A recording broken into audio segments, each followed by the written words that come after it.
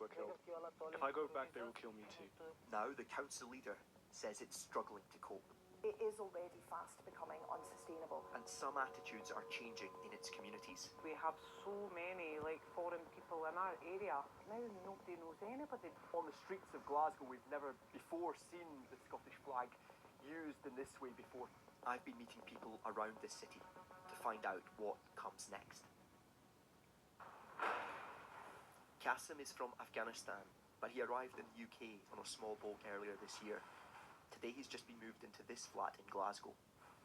There are no asylum hotels in this city.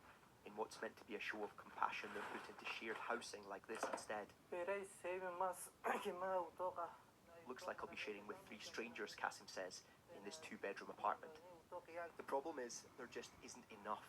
This is a city that declared a housing emergency 2 years ago, and Glasgow is now, by quite some distance, host to the biggest population of asylum seekers in Britain. I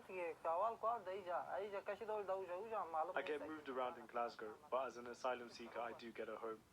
If I get refugee status, I am made homeless and then join a waiting list for permanent accommodation. There are so many refugees here now, it takes a long time. There are people in this country who would say that you should not be given a home here because you came to the UK on a small boat. There are political leaders saying that you should be detained and deported back to Afghanistan. I just heard about that. Well, I was 2 years old when the UK bombed my country and told us to help them fight the Taliban. My parents were killed. If I go back, they will kill me too. The legal routes to come here were all blocked. Going on a boat was a risk I had to take. Glasgow doesn't have asylum hotels, but it has inadvertently created these refugee hostels. If Qasim is allowed to stay here, he'll likely be moved to a place like this. Temporary accommodation that's been filled up with the men, women and families who have been processed and given a legal right to live and work here in the UK. This happened after the Home Office began speeding up decisions, giving refugee status to asylum seekers without giving them anywhere to live. Now, unprecedented numbers of these new refugees are travelling from other cities to Glasgow because they know this city is their best hope for a home. Scotland has particularly liberal homeless legislation. Anyone asking for accommodation here is legally entitled to it, no matter their circumstances, no matter where they've come from. And that is not the case in other parts of the UK. But it has made Glasgow a magnet. And with the influx of so many people in such a short period of time, more than half of this city's homeless accommodation is now being given to refugees.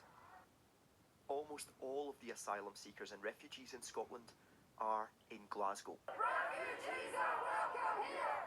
That's because for decades the people and politicians here proudly promoted this place as the nation's only sanctuary city, a welcome home to all. But for the council, that conscience is now coming with a cost. What we're looking at is around a £90 million budget gap for Glasgow, and about £66 million of that is homelessness overspend.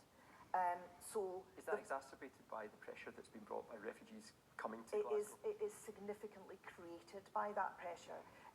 By the pressure of the mass processing of people who are refugees already in the city, and then exacerbated by people travelling from other parts of the UK. So it's a bit of a perfect storm that we've got here. Glasgow has for years prided itself on being a sanctuary city, a dispersal city. Refugees are welcome here, as absolutely. As things stand, are you able to afford to continue to say refugees are welcome here? This is incredibly difficult to say. We are at the point where we are getting to having to say that.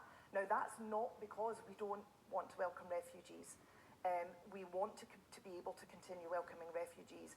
What we're saying is, if the UK government doesn't step up to its responsibilities and help us meet our responsibilities, then that is going to become unsustainable. And it is already fast becoming unsustainable. Words once unthinkable from the leader of one of the most pro-refugee cities in Britain, but attitudes are visibly changing beyond the council chambers here. Anti-immigration protests have reached Scotland. Now Glasgow has its own version of a Raise the Colours campaign that's been seen in England, partly patriotic pride, partly an anti-immigration message to politicians. Glasgow's always prided itself on the compassion shown to refugees coming here, but there are signs that is